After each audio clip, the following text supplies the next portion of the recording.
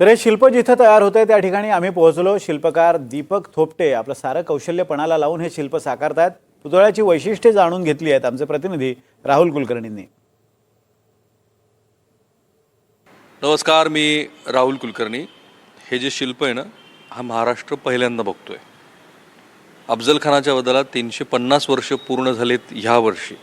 2022 साली महाराष्ट्र सरकारनं घोषित केलं होतं की आम्ही एक असं शिल्प ज्या ठिकाणी प्रतापगडावरती महाराजांनी अफजल खानाचा वध केला त्याच ठिकाणी उभारणार आहेत। आणि हे NDTV मराठीवरती महाराष्ट्र पहिल्यांदा भव्य दिव्य असं हे शिल्प बघतोय।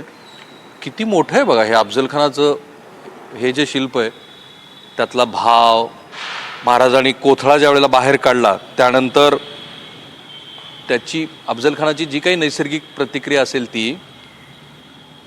दीपक थोपटे आहेत माझ्यासोबत, जे आर्टिस्ट आहेत ह्या प्रकल्पाचे।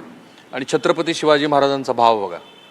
महाराजांनी अफजल खानाला एकतर महाराजांच्या हातामध्ये वाघनखे आहेत डाव्या हातामध्ये, आणि दिसतं असं की महाराजांनी कोथळा काढलेला आहे अफजल खानाचा, आणि त्यामुळं पोटाला हात लावून अफजल खान आश्चर्यचकित चेहऱ्यावरचे भाव जर तुम्ही बघितले तर ते आश्चर्यचकित असणारे भाव टिपलेले आहेत। मला वाटतं या बाजून वर जाऊन सुद्धा बोलायला हरकत नाही। आणि शिवाजी महाराज जे दिसत आहेत आपल्याला ते अफजल खानाला ज्या पद्धतीनं, अफजल खान हा 6 फूट त्याहूनही अधिक उंचीचा, आणि त्याच्या चेहऱ्यावरचे हे भाव तुम्ही पहिल्यांदाच बघताय। तर दीपक थोपटे माझ्यासोबत आहेत। तुम्ही मला असं सांगितलं की जे स्कूल ऑफ आर्टमध्ये 6 आर्टिस्टला बोलवलेलं होतं, प्रत्येकाने एक मॉड्यूल द्यायचं होतं, ते दिलं गेलं।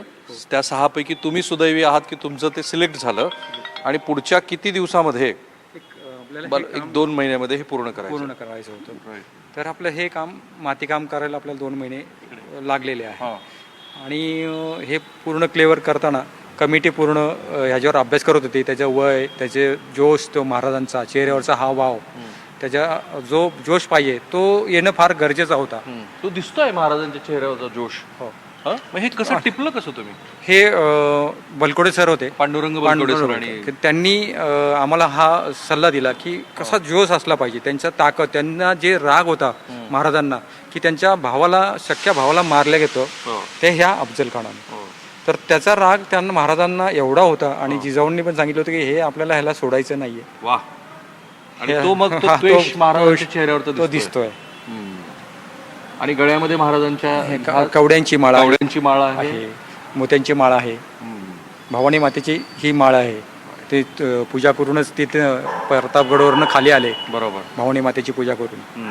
आणि महाराजांच्या हातामध्ये हा बिछू आहे, बरोबर। या हातामध्ये वाघनख आहे, बरोबर।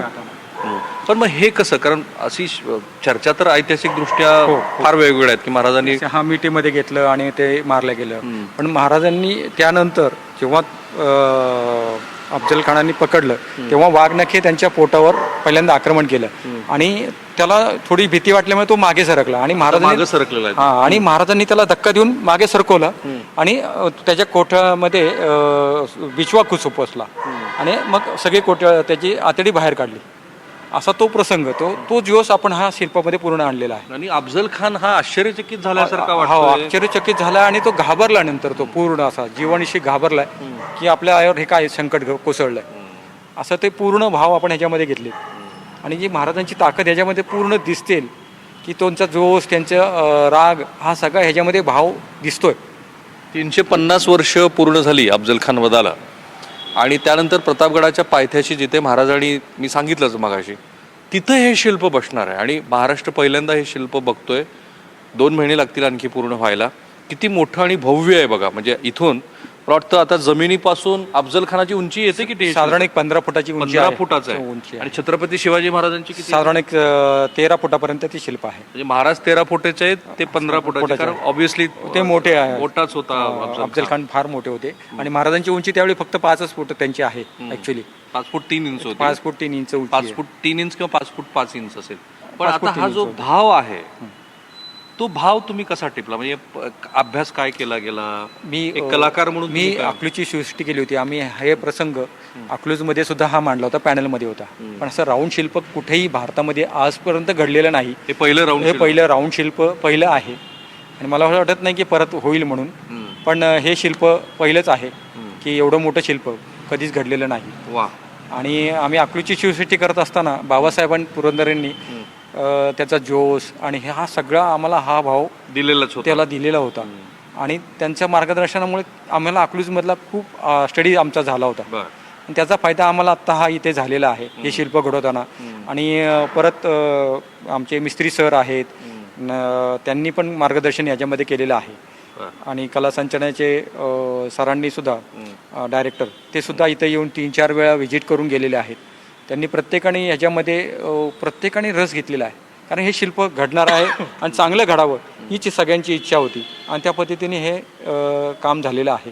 सगळ्यात सॉरी माफ करा, सगळ्यात महत्त्वाची गोष्ट काय मला जाणवली, तुम्ही जो पेहराव आहे त्या पेहरावाबद्दल फार बारकाईनं विचार केलाय. त्याच्यावरचे दागिने, आता हे बघा अफजल खानाचा काय, ह्याला तुम्ही काय म्हणता, मोजोडी, आणि छत्रपती शिवाजी महाराजांची जे ती मोजोडीच आहे.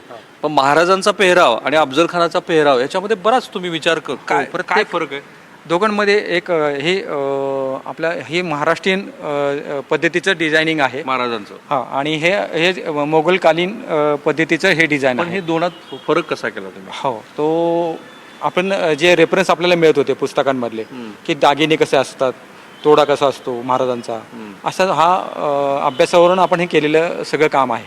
पेहराव आणि हे सगळं ड्रेपरीचा बाराबंदी ऐतिहासिक सगळे पुरावे आणि त्याच्यावर अभ्यास केलेला. बिचवा सुद्धा जो घेतला तो पुराव्यानिशी आपण तिथे लावलेला आहे. म्हणजे काय केलं तुम्ही? आता हा बिछवा जो दिसतो त्याचा पुरावा कसा तपासला? आपल्याला बलकोड सरांनी आपल्याला त्या पूर्ण वाचन त्याच्यामधलं लिखाण दाखवलं आणि म्हणे महाराजांनी जो बिचवा आणला होता तो हातामध्ये बसेल एवढाच अगदी लपून आणला होता मनगटाच्या इथे. बरोबर. तो कोणाला दिसता कामा नये या पद्धतीने त्यांनी तो बिचवा आणला होता. अगदी छोटा आहे तो बिचवा.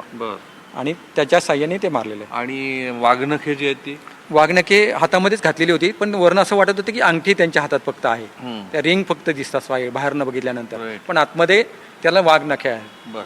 निकेतन, आपण असं करू शकतो की तू त्या गेटपर्यंत जर गेलास तर त्याची जी भव्यता आहे ती भव्यता आपल्या प्रेक्षकांना लक्षात येईल. बघा मागच्या बाजूने सुद्धा किती मोठा, आधी इथून बघू आपण, हा किती मोठा अफजल खानाचं शिल्प त्यांनी तयार केले. आणि तो जो पेहराव आहे वरचा महाराजांचा वरचा जो काय अंगरखा आणि हा पण वेगळा एक वरचा मागचा त्यांनी कोट घातलेला असतो, म्हणजे आपण त्याला अंगारका म्हणतो, वर्ण घातलेला आहे तो. एक वेगळा त्याला तो घोळ असतो पूर्ण खाली लोळणारा असा एक वेगळ्या पद्धतीचा त्याचा पोशाख होता अफजल खानाचा. तो ह्याच्यामध्ये आपण कारण विजापूरचा सरदार आहे, सरदार आहे आणि त्याला तो घोळदार असा पूर्ण त्यांचा जगाव आहे होता. तेवढा तुम्ही असं पसरट आहे. अजून खाली आहे, पुढे होणार आहे. इथनं किती असणार असं आणखी अजून नाही, इथं एक 3-4 1.5 फुटांनी अजून तो लांब आहे. आणि महाराजांच्या बद्दल तर तो तुम्ही ती बाराबंदी त्यांनी महाराजांनी घातलेली आहे अलीकडे. आणि बाराबंदी घातली आणि आतमध्ये महाराजांनी चिलखत घातलंय. ते आपण इथे त्याच्यावर वार झाला तो पण दाखवलाय. कसं दाखवलं? इकडे मागे अंगरका फाटलेला आहे. अरे किती बारीक विचार केलाय तुम्ही. अंगरका फाटलेला आहे आणि तिथनं तो आतमध्ये पूर्ण चिलखत दिसतंय.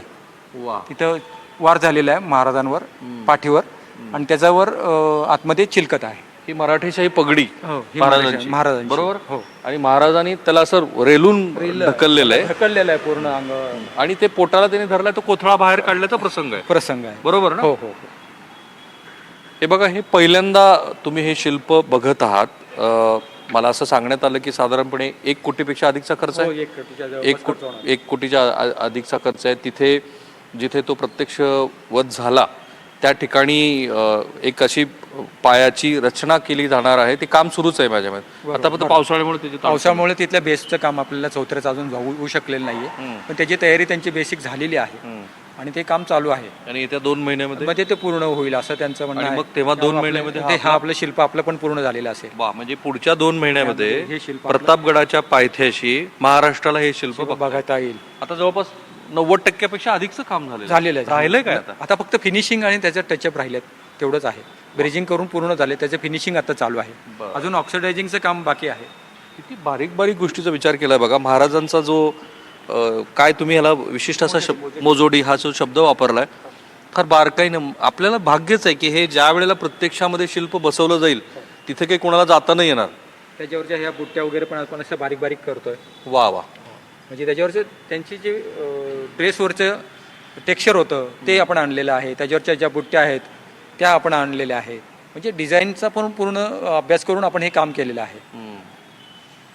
आणि काही लोकांच्या मनात वेगवेगळे वाद प्रवाद असतात, तर ते टाळण्याच्या दृष्टीने टाळण्याने पण आपण टाळलेलेच आहे. कसे टाळले, काय काय टाळले तुम्ही? की महत्वाचं म्हणजे काही लोक म्हणत होते की कट्यार हातामध्ये होतं, तर कट्यार नसून बिछवा होता. कारण की आपण ते पुस्तकातले रेफरन्स घेतले, बलकोडे सरांनी आपल्याला दिले, त्याचा वापर करून आपण हे केलेलं आहे. चिलकत घातलं होतं ते पण आपण आतमध्ये घेतलेलं आहे. म्हणजे ते दिसण्यासाठी आपण महाराजांनी जो वार झाला महाराजांवर अफजल खानांनी पहिल्या सुरुवातीला केला, तर तिथे आपण तो अंगारका फाटल्यानंतर आतमधले दिसणारं त्याचं टेक्स्चर चिलकताचं ते पण आपण त्याच्यामध्ये दाखवलेलं आहे. हा, इथे वार झालेला दिसतोय महाराजांचा, कपडा पूर्ण फाटला. अरे हे खूप बारकाईनं त्यांनी केलंय बरं का. शिवाजी महाराजांच्या वरती वार झाला कारण अफजल खानाने त्यांना असं कवेत घेतलेलं होतं. तर महाराजांच्या जो जरी टोप आहे त्याच्या खाली जर तुम्ही बघितलं तर त्या ठिकाणी त्यांनी तो प्रसंग जसाच्या तसा घेतला. म्हणजे हे असंच असणार आहे आता ते.